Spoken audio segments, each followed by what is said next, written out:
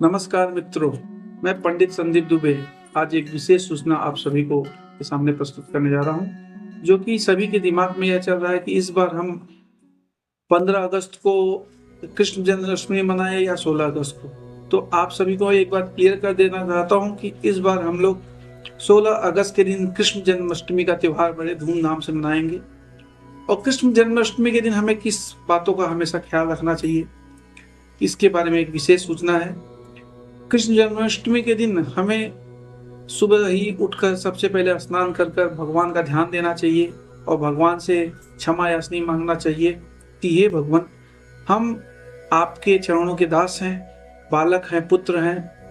आप हमें सद्बुद्धि दे, ज्ञान दे। आज हम आपका व्रत रख रहे हैं और यह व्रत कोई भी रख सकता है।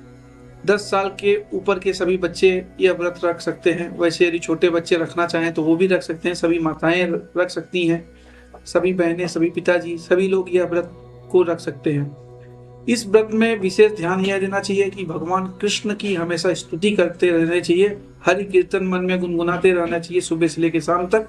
हरे राम राम राम हरे हरे, हरे कृष्ण कृष्ण कृष्ण हरे हरे। और संध्या के समय भगवान का अपने परिवार के साथ में बैठकर भगवान का कथाएं कहिए, भगवान की लीलाओं के बारे में चर्चा कीजिए। अपने बच्चों को भगवान के बारे में बताइए कि भगवान का जन्म क्यों हुआ था, किस लिए हुआ था, किस कारण हुआ था और भगवान का जन्म कब हुआ था। यह सब विशेष बातें आप सभी अपने बच्चों को समझाइए, बताइए।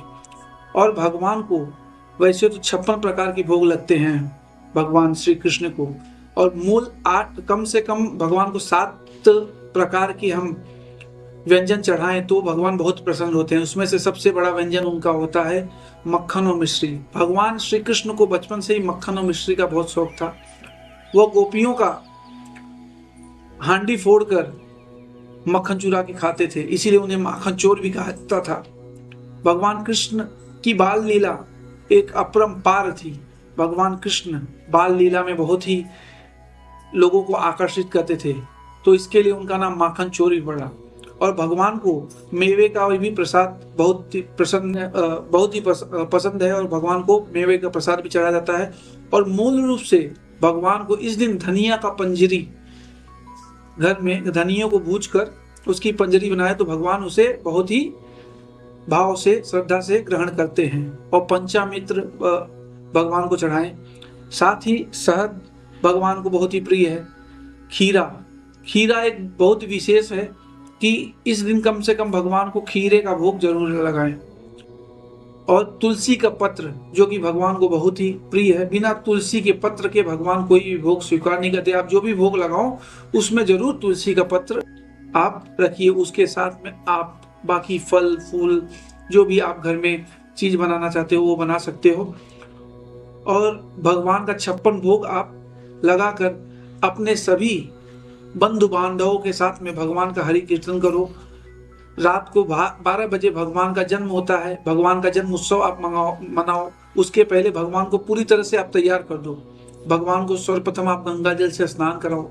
उसके बाद में भगवान को दूध, घी, शहद, शक्कर और मधु से भगवान का स्नान कराकर उनको अच्छे साफ कपड़े से भगवान को साफ कीजिए। उसके बाद में भगवान को सुंदर और वस्त्र आभूषण पहनाकर भगवान को तैयार कीजिए, उनकी पालकी तैयार कीजिए।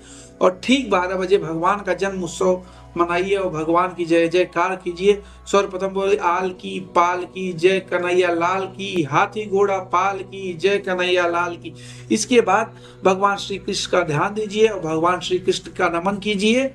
यदि आपको और आपके परिवार में किसी को सोहर आता है तो भगवान का सोहर भी गाइए, क्योंकि भगवान श्री कृष्ण लड्डू गोपाल हैं और लड्डू गोपाल को सोहर बहुत ही अत्यंत प्रिय है। और लड्डू गोपाल का सोहर हमेशा भगवान को बहुत ही प्रसन्न है। और आप भगवान को ऐसे ही प्रसन्न कीजिए, भगवान आपकी सभी मनोकामनाएं पूर्ण करेंगे। भगवान के सच्चे मन से, हृदय से स्मरण कीजिए और उनका ध्यान दीजिए और हरि कीर्तन कीजिए। अपने बंधु बांधवों के साथ में प्रसाद वितरण कीजिए। आपका दिन और आपका रात्रि सब मंगलमय होगा।